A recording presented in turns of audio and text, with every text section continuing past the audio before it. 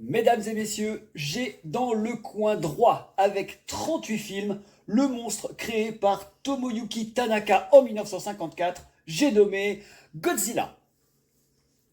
Et dans le coin gauche, un gorille géant portant des gants rouges, créé en 1933 par Merian C. Cooper, j'ai nommé King Kong. Attendez, je débranche mon cerveau. Et voilà, depuis le temps qu'on a des monstres mythiques au cinéma, il fallait bien que ça arrive. Godzilla vs King Kong de Adam Wingard en 2021. Et oui, après la tentative ratée de l'allemand le plus américain Roland Emmerich en 1998 de ressusciter ce monstre emblématique japonais, puis les frères Warner et leur petite sœur Dot, comprendra qui pourra, qui ont fini par lancer un truc en 2014 qu'ils ont appelé le Monsterverse. Avec, je vous le donne en mille, Godzilla. Skull Island suivra en 2017, puis un deuxième Godzilla, le roi des monstres, en 2019. Bon, visiblement, une armée de Timmy qui n'avait pas encore regardé Netflix en rentrant du cinéma a trouvé ça super trop bien. Et du coup, on a un combat tant attendu, celui de Godzilla contre King Kong. Bon, en fait, c'est pas la première fois. C'était déjà arrivé en 1962 dans Kingu Kongu Tai Godzilla, excusez mon accent japonais, qui est en fait le troisième film Godzilla produit au Japon. Quand je vous dis qu'Hollywood n'a plus d'idées. Bref, nous voilà en 2021 avec un nouvel affrontement blindé d'images de synthèse, de CGI plus ou moins dégueulasses quand on regarde de plus près, mais aussi beaucoup de second degré.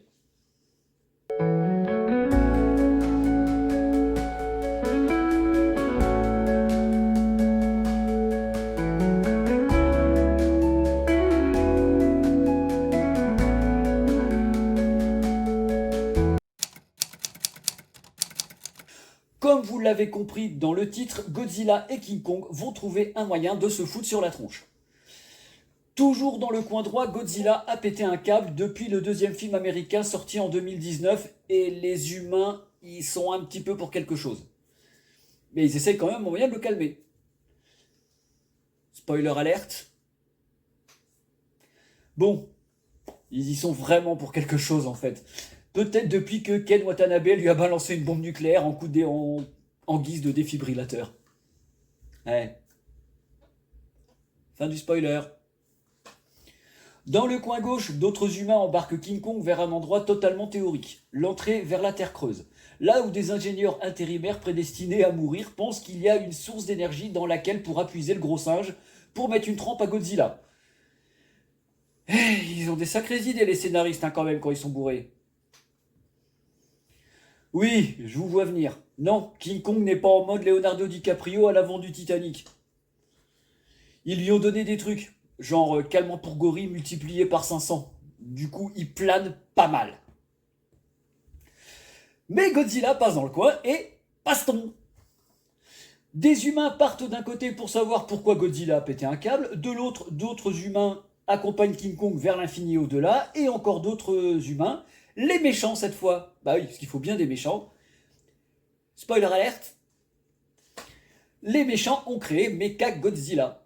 Eh ouais, pour ajouter une couche supplémentaire à ce délire sous acide. Bien qu'il a existé dans les films japonais. Hein. Donc les premiers compris de l'acide, c'est les japonais en fait. Je vous fais un gros résumé de la suite. Baston, baston, destruction, baston encore, rebaston derrière. On pleure un petit peu dans les chaumières si on comprend absolument rien pourquoi vous pleurez. Et ben, c'est du second degré. Hein.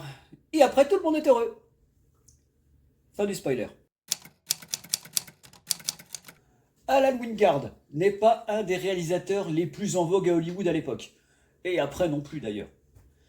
Il a réalisé Blair Witch en 2016, la suite du Blair Witch de 99. Vous savez, celui qui est tourné avec la caméra au poignet, là, qu'on retrouve dans les bois, ce truc-là. Et le round 3 de Godzilla et King Kong en 2024. Ah oui, il a aussi contribué au massacre des animés japonais sur grand écran adaptés par les Américains. Death Note en 2017. Enfin non, pas au ciné. Sur une plateforme de streaming, celle que Timmy allume en rentrant après être allé au cinéma. celle avec un grand N. On oublie les morts et les survivants d'avant. Aaron Taylor Johnson, Elizabeth Olsen, Ken Watanabe, Bryan Cranston et Juliette Binoche du premier Godzilla. Tom Hiddleston, Brie Larson, John C. Reilly et Samuel Jackson de Kong Island. Kyle Chandler, Vera Farmiga, Ken Watanabe, qui s'est sacrifié pour activer le défibrillateur dans le deuxième, et Millie Bobby Brown dans Godzilla, le roi des monstres. Du coup, on en garde 2 ou 3 histoire de créer un univers plus ou moins logique, et l'on retrouve Kyle Chandler et Millie Bobby Brown. On y ajoute Alexander Skarsgård, fils de Stellan Skarsgård, qu'on a vu dans beaucoup de films. Il est le frère de Bill, qui incarne Pennywise dans It. Et aussi de 2 autres frangins. Mais pour en revenir à Alexander, il a joué dans la série True Blood, dans Tarzan ou encore Battleship. Rebecca Hall, connue pour avoir joué dans un Woody Allen, Brian Tyree Henry, on l'a vu un petit peu partout, mais on se souvient rarement de lui. Et c'est dommage, je l'ai trouvé bien dans ce film. Et comme je l'ai dit un peu avant, Kyle Chandler, qu'on connaît bien entendu pour la série Demain à la Une, et Millie Bobby Brown, une des gamines stars de Stranger Things.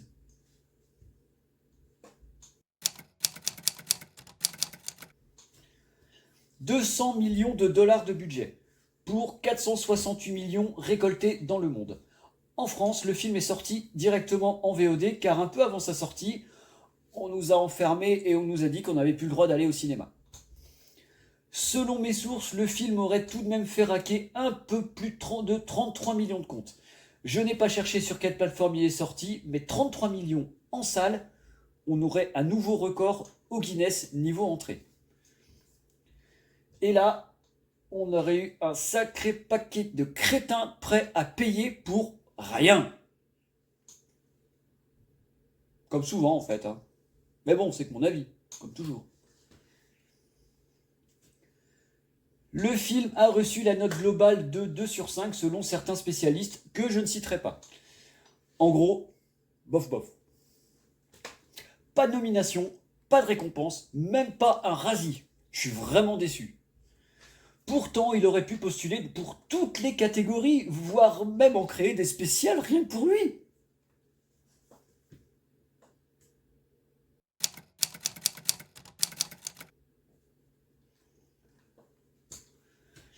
Malgré le contexte qui n'a pas aidé le film en salle, on est loin d'en avoir fini avec ce qu'on appelle le Monsterverse.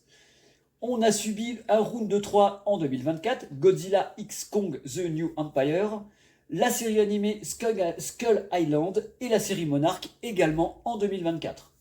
La porte est donc bien ouverte. Maintenant, reste à savoir qui va volontairement avoir envie de se coincer les doigts dedans pour étendre un peu plus tout ça. Encore une fois, ce n'est que mon avis. Cloche, pouce, partagez, c'est gratuit. Pensez à vous abonner aussi. Et moi, ça me motive à continuer. Allez, des bisous.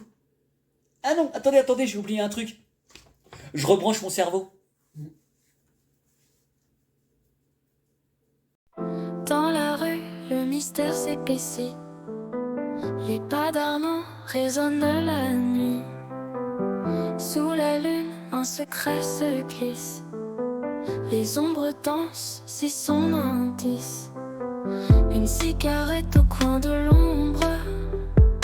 Sous le réverbère, il dénombre les indices souvent invisibles. Arnaud trouve l'impossible. C'est Arnaud, le détective héros. Les énigmes, il les brisera. Dans la nuit, il brillera.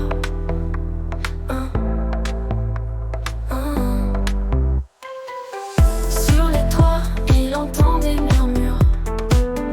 Un message codé pure aventure. Chaque détail dans son carnet. Le mystère, ils sont alliés. Les faux pas n'existent pas pour lui.